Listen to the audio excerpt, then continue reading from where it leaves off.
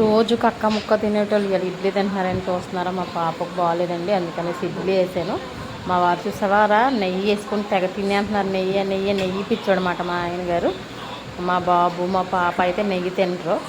కాకపోతే ఏంటంటే ఇడ్లీ తిన్నారని మా పాప కొంచెం ఫీవర్ ఉంది, అందుకనేసి తినలేదు పాపం.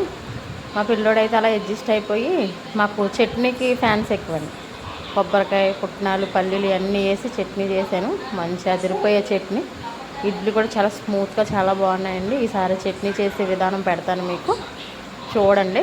మా వారు చూసారా ఇడ్లీ ఎలా ఉంది చట్నీ ఎలా ఉందంటే సూపర్ ఉందని చెప్తున్నాడు కానీ మా బాబు మా వారు. మా పాప తినకపోయినా బిల్డప్ తినట్లేదండి పాపం. వామిటింగ్స్ మోషన్స్ జ్వరం అండి మా పాపకి, అందుకనేసి ఇడ్లీ వేసానండి. అయితే ఏమన్నా కూర వండితే తినేస్తుందేమో అని భయంతో పాపం. కాకపోతే ఇంకా ఇడ్లీ కూడా తినలేదు ఆమెకు బాగోక.